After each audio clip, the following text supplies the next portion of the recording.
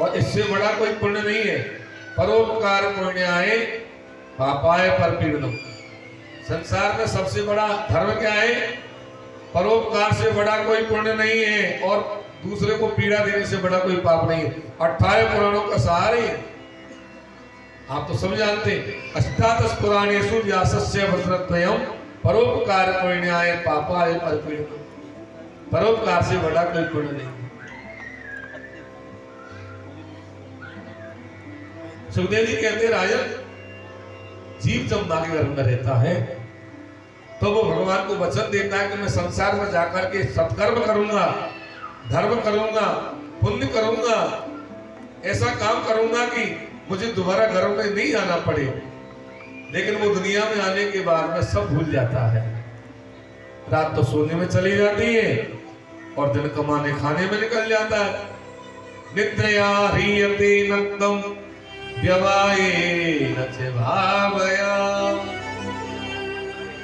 विवाचातिहया राजन कुटुंब भरणेन वा। दिन कुटुंब के भरण पोषण में निकल गया, रात सोने में निकल गई, बचपन खेलने में निकल गया, जवानी कमाने खाने में निकल गई, देख बुढ़ापा रोया। अब बुढ़ापे में कुछ बनेगा नहीं, क्या बने?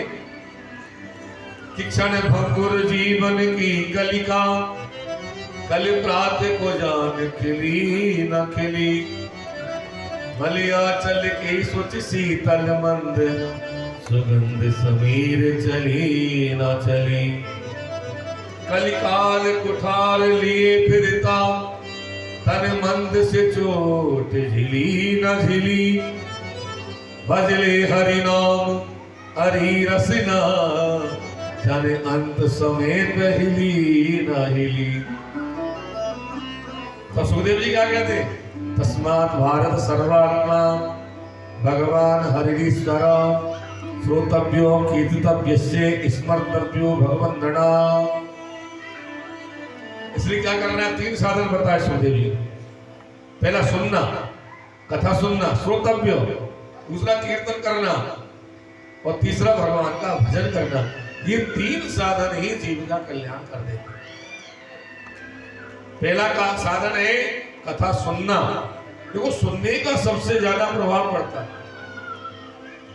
सुनने का सबसे ज्यादा प्रभाव होता है। श्रवण भक्ति, पहली भक्ति का नाम है श्रवण भक्ति। श्रवण भक्ति से ही आगे बढ़ता है। पढ़ने से उतना ज्ञान नहीं होता जितना सुनने से होता, पढ़ने से कम होता। दूसरा कीर्तितव्यम, कीर्तन करना।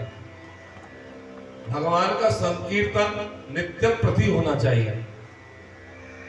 सुबह नहीं तो शाम, शाम नहीं तो सुबह, घर में रोजाना घंटे आधा घंटे रोजाना भगवान का नाम संकीर्तन।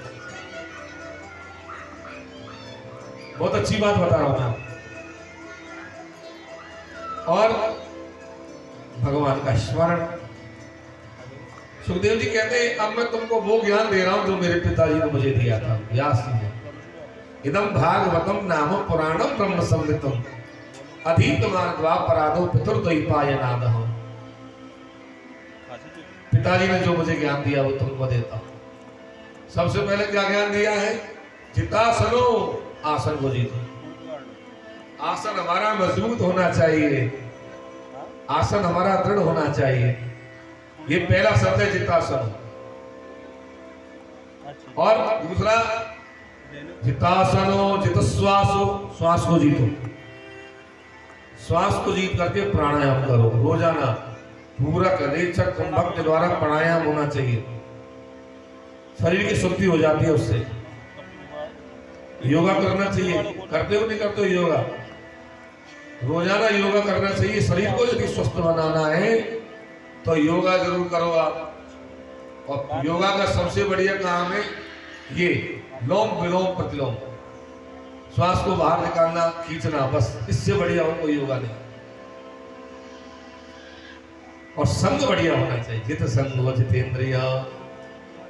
भगवान के 2 प्रकार के भाव बताए कि भाई ध्यान 2 प्रकार के होता है, एक सूक्ष्म रूप और एक विराट रूप।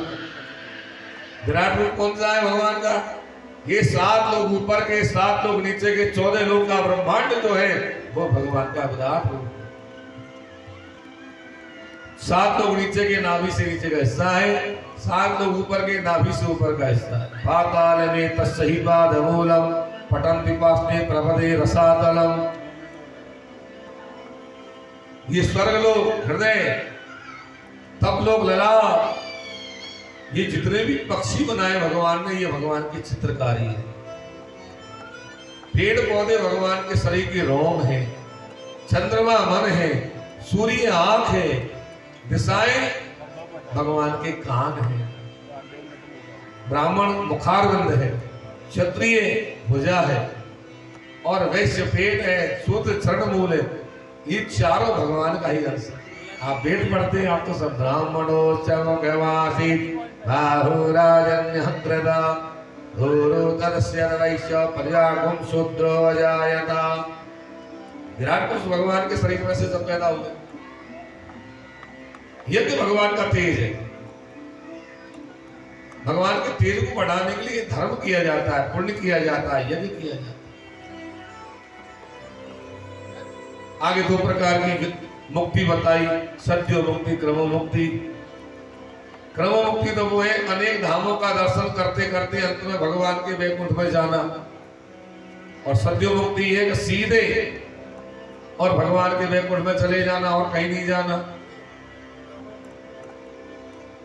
सीधे वैकुंठ में जाना। ये 2 प्रकार की मुक्ति बताई भागवत। आगे 3रे अध्याय